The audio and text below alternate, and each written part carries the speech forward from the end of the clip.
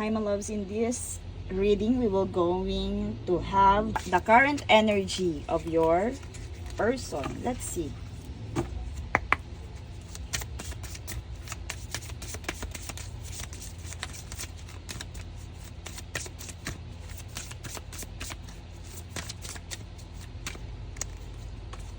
Meron dito perseverance. Hindi ko alam kung familiar ka dito, my loves, kung parang dumaan na sa'yo itong rock na to. Pero sa current energy niya, my loves, I hear na nagpapakatatag itong person mo. So marahil meron itong dinaranas right now. And yan, about their life, about their personal growth, about their personal life, pwedeng dumaranas to. So since na gusto mong makita, maaari my loves na yun nga, inseparated kayo. And right now, my loves, just say no.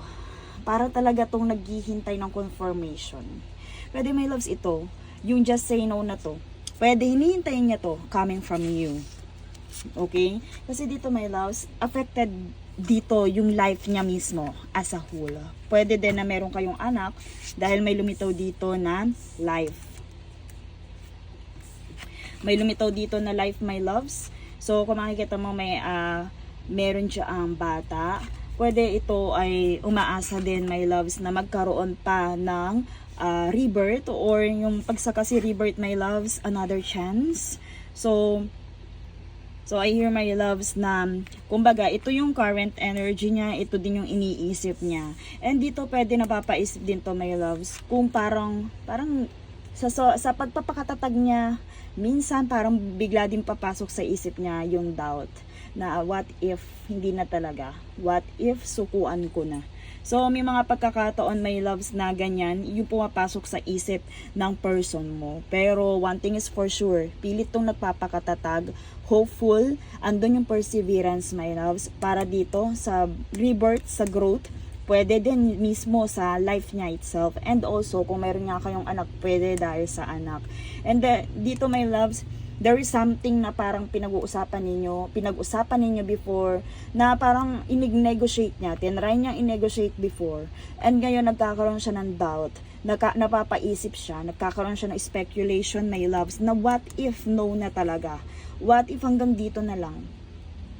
Okay? So, may pagkakataon, my loves, sa strength na to, like this rock, na nakatayo dito, my loves, may pagkakataon talaga na parang gusto na rin niyang sumuko. Gusto na rin niyang itong isuko. So, pwede, my loves, yung negotiation na yon ay pwedeng connected ka doon. Pwede, my loves, yung doubt na yon pumapasok na sa isip niya, connected din dito sa family ninyo. So, may pagkakataon, my loves, na parang gusto na nitong bumitaw. So, i-recap mo my loves, ano ba yung mga parang in-approach niya sa'yo? Saan ba siyang banda, or ano bang bagay yung in-negotiate, they trying to negotiate something, ano ba yun? At pwede na niya, para bang dito my loves, sa energy na to, parang gusto na niya isuko, i-give up. Okay, gusto na niya i-give up yun. Pwede my loves, nangako din to sa'yo or sa family mo, pero parang right now gusto na niya sukuan. Parang gusto na niyang pumayag, or gusto na niyang isipin talaga na what if hindi na nga? What if hindi ko na talaga ipilit? What if hindi na talaga to maaayos or madadaan sa negotiation? So my loves, so since na tinanong natin ang current energy ng person mo, let's see confirmation for this love connection.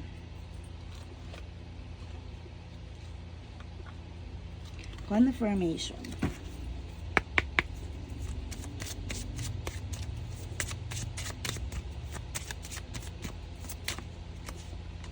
Okay, meron ditong time with friends or partying. Pwede may loves na dinadaan niya doon sa right now, pwede ang kasama niya din habang dumaranas siya nito is mga friends niya. Parang gusto niyang i-enjoy sa pamamagitan ng pagpa-party, pag-happy-happy, itong pagsubok na kanyang dinadaanan. Pwede din may loves, itong partying na to.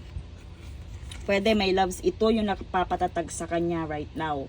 Parang ito na lang yung parang nagiging basis niya kung bakit siya nagiging matatag, nagiging malakas. So, may tendency my loves na kung iniisip mo na kasama siya, hindi kasama siyang iba, pwede my loves na hindi. This is confirmation na pwede right now. Dinadaan niya sa pagpa-party-party, sa pag-enjoy with friends, itong kung ano man yung kanyang iniisip. So, ayan nga my loves. Dito, pwede itong negotiation na to, na no na to, pwede talaga my loves, na iniisip niya na this relationship is over. Pwede my loves na parang sinasabi niya no second chances na talaga sa relationship na to. Pwede nararamdaman niya to my loves. So dito my loves, pwedeng iniisip niya na what's dead is dead. Wala nang pag-asa. Parang nasayang ko na talaga ito. Parang kawawa naman itong naapektuhan. So parang ganun my loves yung iniisip niya dito. So ano ba tawag dun sa ganong energy? Discourage or kumbaga parang sunusukuan niya. So my loves, pwede din ito ay influence siya ng mga kaibigan niya or ng mga taong lagi niyang kasama. Pwede nare-realize niya na parang masaya din naman na maging single at walang iniisip. Pwedeng ganun my loves. Pwedeng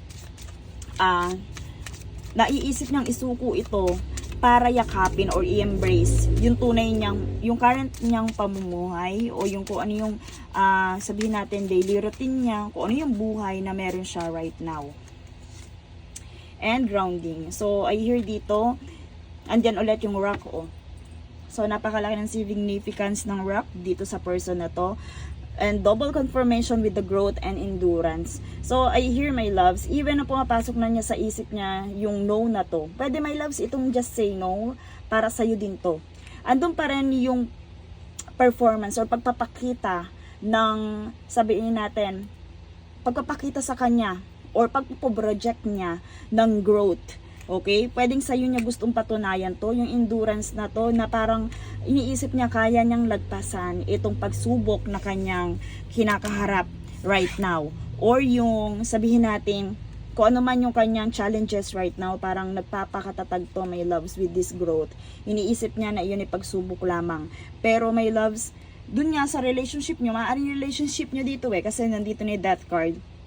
This relationship is over. Pero pwede napapaisip to na parang ito ay para din sa sarili kong growth, parang sa kanyang changes.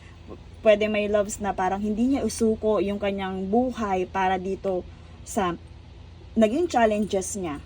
Okay? So dito parang sa inyong relationship, pwede na di-discourage na siya. Pero sa life niya, sa current life niya right now, pwede nagkakaroon pa rin siya ng pag-asa.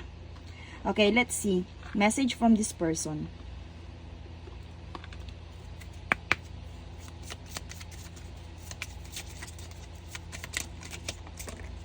Okay, nalaglag. Do you love me the way I love you? So, di ba, napapaisip nga talaga to, my loves. What if hindi na ako love ng person ko? Pwedeng pumapasok din yon sa isip niya.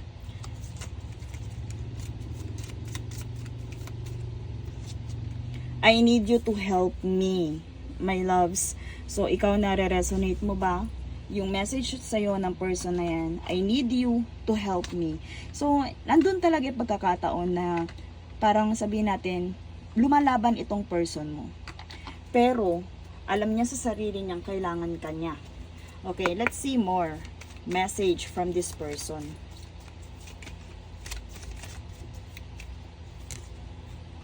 We will be together again. So, nandun my loves, pwede nga talaga. Iyon yung nasa isip niya, ito about dito sa rock na to, double rock na to, nandun yung perseverance talaga. Pero, minsan nga talaga, hindi maiiwasan na hindi niya maisip na what if wala na talagang chance. Pero, nandun hopeful pa rin itong person na to sa inyong pagbabalikan. So, ibig sabihin, my loves, pwedeng pagbabalikan, pwedeng hiwalayan. So, ibig sabihin, my loves, confirmation na hindi talaga kayo together or hindi kayo right now. I wish things could be different. Nandun pa rin ang pagsisisi towards dun sa nangyari sa inyo, sa past. Nandun pa rin yung pagsisisi na kung maibabalik lang niya yung nakaraan. Hindi niya yun uulitin, hindi niya yung gagawin, hindi mangyayari sa buhay niya to right now, at hindi madadamay kung meron mang nadamay, like for example, yung anak ninyo, family ninyo, my loves. I want to feel that way again. So, nandun pa rin talaga yung pagbabalik tanaw. I hid who I really am from you. So, my loves, pwede may mga weaknesses to na hindi niya talaga pinakita. Pwede, during arguments, my loves, parang pinakita niya na wala siyang pakialam. Ito yung kanyang message. So, let's see, message from spirits. Ano ba ngayon yung parang gustong i-advise sa'yo ni spirits, ipaalala, i-remind about this connection?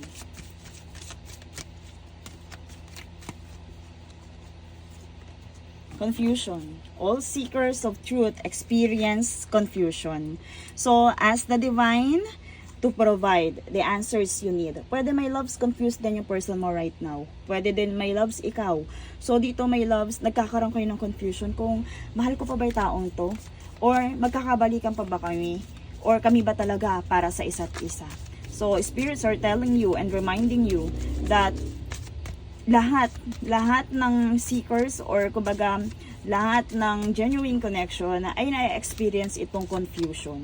Okay? So, dito kailangan magtiwala ka kay divine and manghingi ng guidance. So, nandito lumito, my loves, yung intense.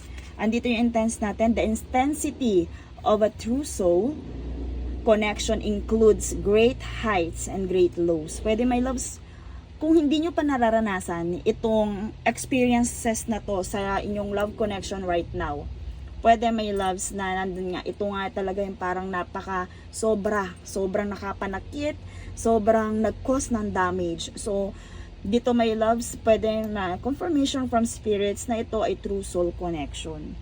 So,